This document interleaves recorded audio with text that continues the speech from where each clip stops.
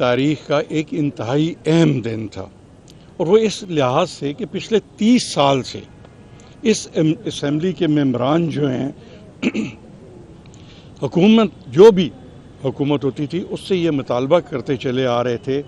کہ ہمارے ممبران کو با اختیار نہیں بنایا جا رہا، اسمبلی کو با اختیار نہیں بنایا جا رہا، اسمبلی کی جو کمیٹیز ہیں ان کو با اختیار نہیں بنایا جا رہا۔ اور آج 30 سال کے بعد پنجاب اسمبلی کی جو اسٹینڈنگ کمیٹیز ہیں ان کو با اختیار بنایا گیا، اور ممبران کے حقوق جو ہیں بحیثیت ایک ممبر جو پریولیج ہے، میں سمجھتا ہوں کہ آج موجودہ گورنمنٹ نے جناب عمران خان صاحب کی قیادت میں اور جناب عثمان بزدار صاحب کی قیادت میں ممبران کو وہ حق دیا۔ لیکن میں یہاں افسوس کے ساتھ کہنا چاہتا ہوں کہ ہمارے کچھ نابلد دوست جنہیں نہ جمہوریت کا پاس ہے، نہ جمہوری قدروں کا پاس ہے، اور نہ ہی جنہیں اپنی پارلیمانی اختیارات کا کوئی احساس ہے، انہوں نے اس بات کو ایک ہنگامے کی نظر کر دیا۔ مجھے افسوس کے ساتھ یہ کہنا پڑتا ہے کہ آج جو لوگ شور شرابہ کر رہے تھے، گزشتہ 10 سال یہ اسی اسمبلی پر مسلط تھے، اور انہوں نے 10 سالوں میں ایک دن کے لیے بھی کبھی یہ نہیں سوچا کہ اس ایوان میں بیٹھے ہوئے جو ممبران ہیں ان کو ہم نے با اختیار بنانا ہے یا نہیں بنانا۔ آج جو لوگ ووٹ کی عزت کی بات کرتے ہیں تو ووٹ کی عزت تو بعد کی بات ہے، وہ اپنے ممبران اسمبلی جو الیکٹ ہو کے آتے تھے ان کو بھی عزت دینے کے لیے تیار نہیں تھے۔ آج پہلی بار میں سمجھتا ہوں کہ وزیر اعظم پاکستان اور وزیر اعلیٰ پنجاب کی ہدایت پر ہم نے انتہائی محنت کے بعد ایک امینڈمنٹس کا بل لے کر آئے، اور آج ہم فخر کے ساتھ کہہ سکتے ہیں کہ پنجاب میں اس اسمبلی کو، پنجاب اسمبلی کو بااختیار بنانے میں جو ایک کمٹمنٹ تھی پرائم منسٹر آف پاکستان کی، وزیر اعلیٰ پنجاب کی اور اسپیکر پنجاب اسمبلی کی، آج ہم نے اس کمٹمنٹ کو پورا کیا ہے۔ میں دعوے کے ساتھ کہہ سکتا ہوں کہ وہ لوگ جو شعور رکھتے ہیں اور جو جمہوری اقدار پر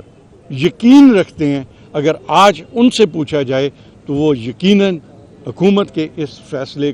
کو ایک میں سمجھتا ہوں کہ مثبت انداز سے دیکھتے ہیں اور حکومت کی تعریف کرتے ہیں۔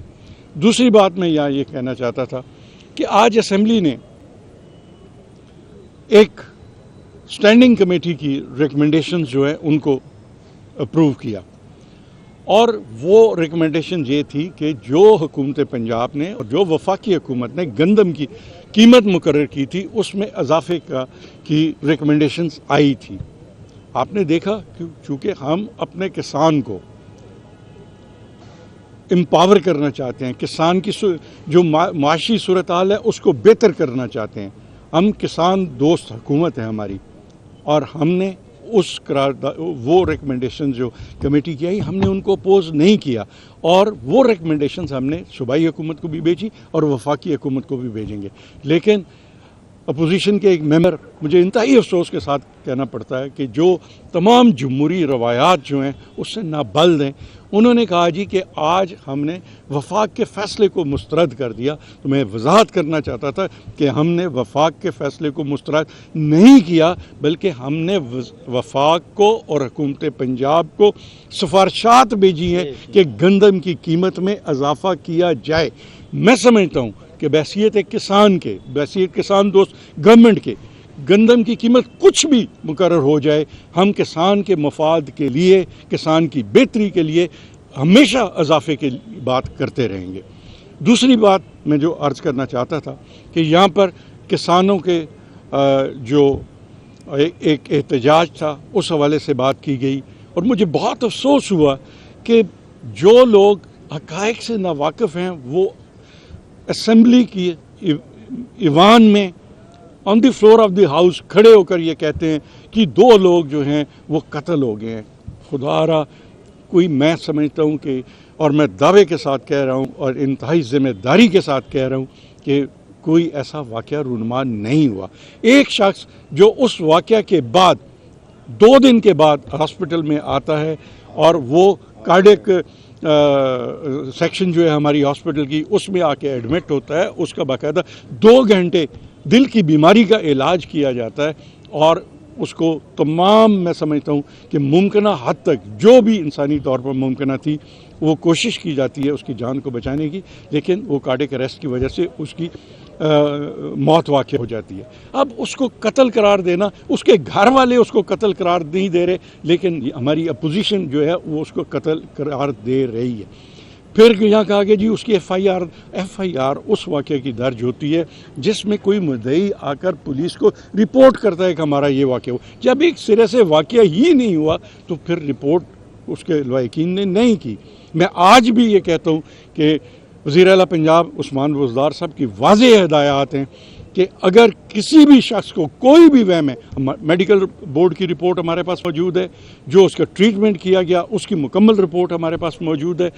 پولیس کی رپورٹ ہمارے پاس موجود ہے۔ اگر کسی کو کوئی بھی شک ہے تو وہ آئے، اس کا مطالعہ کرے، اس کے بعد اگر اس کی تسلی نہیں ہوتی تو میں سمجھتا ہوں کہ بحیثیت لا منسٹر میں اس بات کو یقینی بناؤں گا کہ ہم جو ایک شخص جس کی موت واقع ہوئی اس کے خاندان کی تسلی ہمارا فرض بنتا ہے۔ ہماری حکومت ایک جمہوری حکومت ہے اور ہم انشاءاللہ تعالیٰ ان کی تسلی کے لیے تمام اقدامات جو ہیں وہ اٹھانے کے لیے تیار ہیں۔ آخری بات جو میں آپ کی خدمت میں عرض کرنا چاہتا تھا کہ یہاں پر فلور پہ آپ نے دیکھا کہ تمام جمہوری جو اقدار ہیں ان کو پامال کرتے ہوئے جس طرح نعرے بازی کی گئی، تو میں اس میں ایک سوال کرنا چاہتا ہوں کہ یہاں ووٹ کو عزت دینے کی جو بات کی جاتی ہے، یہاں کہا جاتا ہے کہ مجھے کیوں نکالا۔ یار خدا کے لیے اس قوم کو یہ تو بتائیں کہ آپ کو نکالا کس نے ہے؟ آپ کو سپریم کورٹ نے نکالا ہے، آپ کو سپریم کورٹ نے چور قرار دیا ہے، سپریم کورٹ نے آپ کو نااہل کیا ہے، اور کس وقت نااہل کیا ہے کہ جس وقت اس ملک میں آپ کی حکومت تھی، اور یہ آپ پہلے ایک ایسے وزیر اعظم تھے کہ جن کو بحیثیت وزیر اعظم سپریم کورٹ آف پاکستان نے چور قرار دیا۔ آپ نے اس فیصلے کو تسلیم کیا، اس کے بعد وزارت عظمیٰ کے جو الیکشن ہوئے آپ کی جماعت نے اس میں اپنا نمائندہ منتخب کیا، اور اس کے نتیجے میں شاہد خاقان عباسی جو ہیں وہ وزیر اعظم منتخب ہو کر آئے۔ اور میں انتہائی افسوس کے ساتھ یہ کہنا چاہتا ہوں کہ نون لیگ کی اس کے بعد 1 سال اس ملک میں حکومت رہتی ہے، 1 سال پورا گزرا ہے ان کا، اور اس دوران یہ چور کو نہ تو بری کروا سکے نہ ہی اس کو جیل سے باہر لا سکے۔ اور اب جس شخص کے یہ نعرے لگاتے ہیں وہ واحد ایک سیاسی لیڈر ہے، میں سمجھتا ہوں کہ جس کو عدلیہ نے پہلا فیصلہ نااہلی کا سپریم کورٹ آف پاکستان کا تھا، آج اس کو مفرور قرار دینے کا فیصلہ جو ہے وہ بھی اعلیٰ عدالتوں کا ہے۔ اور آج اگر اعلیٰ عدالتوں نے ان کو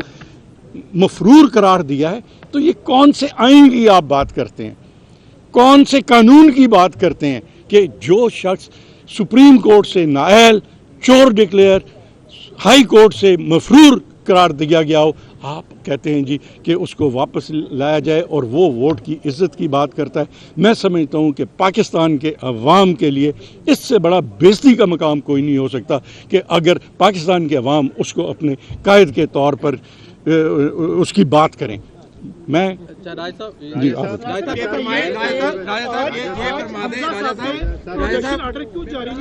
یار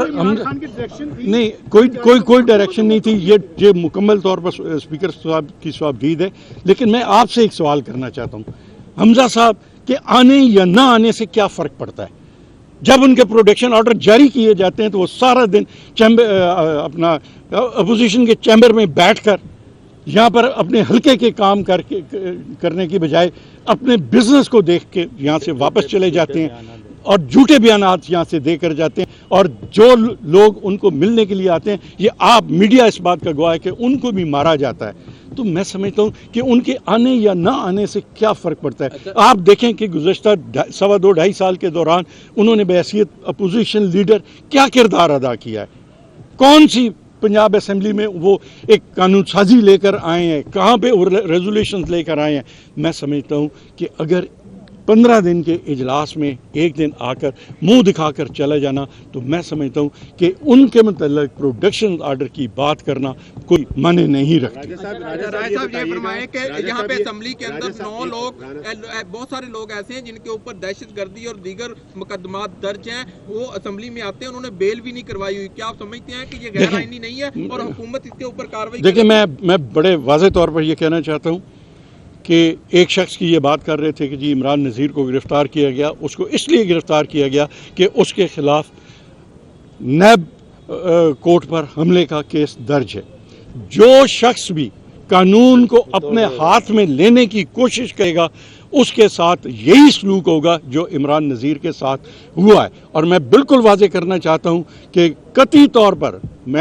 आज मैंने कहीं अखबारात में पढ़ा था कि ये अपनी ज़मानतें करवाने के लिए जा रहे हैं। ज़रूर जाएं, हम अदालत के हर हुक्म की तामील करेंगे, लेकिन जो लोग किसी भी मुकदमे में मुल्ज़िम हैं, जिनके ख़िलाफ़ मुकदमात दर्ज हैं, उनके मुतल्लिक़ कानून अपना रास्ता खुद इख्तियार करेगा। राजा साहब ये बताएं कि जिस ख्यालात का इजहार अंदर समीउल्लाह खान साहब ने वान में किया है, उनका ये कहना था कि असद कैसर को अगर मैसेज देना होता तो वज़ीर आज़म डायरेक्ट दे देते, तो ये परवेज़ इलाही साहब को ही इनडायरेक्ट मैसेज दिया यार, गया। मैं समझता हूँ ये ज़्यादती की बात है कि उनको बात करते हुए इस बात का भी एहसास नहीं होता कि वो बात क्या कर रहे हैं। क्या स्पीकर की ज़ात के मुतल्लिक़ on the floor of the house खड़े होकर उसको मलाइन करने की कोशिश की जा सकती है? मैं समझता हूँ कि उन्होंने जो कुछ कहा, उन्होंने स्पीकर के ओहदे के मुनाफी बात की और कस्टोडियन ऑफ द हाउस जो है उसके मकाम को नीचा करने की कोशिश की, जो हर लिहाज से काबिल मज़म्मत है। माजी में हमने ये देखा कि शेर रशीद साहब और इमरान खान साहब पार्लियामेंट में लानत भेजते रहे हैं। क्या अगर इन फ्यूचर को अपोजिशन में हो तो इस तरह के ऐलान तो नहीं करेंगे? देखिए यार, मैं बात कर रहा हूँ, मैं ये कह रहा हूँ कि इस ईवान को इज़्ज़त देनी चाहिए। जब हम किसी ईवान में मुंतखब होकर आते हैं, उस ईवान के मेंबर होते हैं, तो उसको इज़्ज़त देनी चाहिए। थैंक यू जी। बता दीजिएगा कि मरियम नवाज़ शरीफ की तीमारदारी की ज़मानत पर रिहा हैं। आपने कहा कि नवाज शरीफ के लिए जो लोग आवाज़ उठा रहे हैं वो मुल्क को कौम की बेइज्जती कर रहे हैं। क्या मरियम नवाज़ की ज़मानत कैंसिल करने के लिए पंजाब हुकूमत को स्टेप उठाएगी? देखिए, मैं समझता हूँ कि आपने देखा होगा कि काफ़ी अरसा मौजूदा हुकूमत ने एक सियासी बुरदबारी का और इंतहाई सब्र तहम्मुल का मुजाहरा किया है, लेकिन मैं समझता हूँ कि अगर कोई शख्स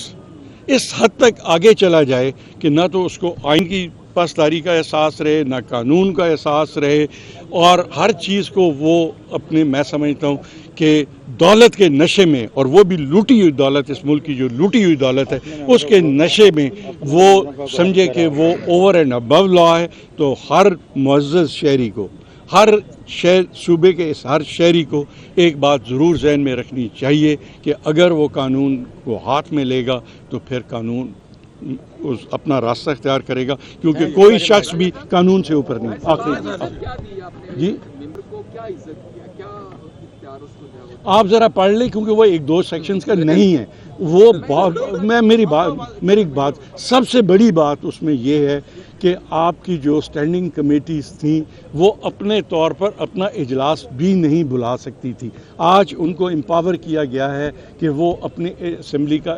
अपनी कमेटी का इजलास बुला सकती हैं। पहले कोई डिपार्टमेंट इस बात का पाबंद नहीं था कि वो आकर उनको ब्रीफिंग दे। आज हमने कानूनी तौर पर तमाम हुकूमती अदारे जो हैं उन स्टैंडिंग कमेटी से मुतल्लिका उनको पाबंद किया है कि वो बजट से पहले भी और बजट के बाद भी अपनी रेलेवेंट स्टैंडिंग कमेटी जो है उसको ब्रीफिंग देंगे और वहाँ से गाइडेंस लेंगे, और महकमों को भी इस बात का पाबंद बनाया गया है कि जो स्टैंडिंग कमेटीज़ की सिफारिशात आएंगी वो उन पर अमल दरामद करेंगे।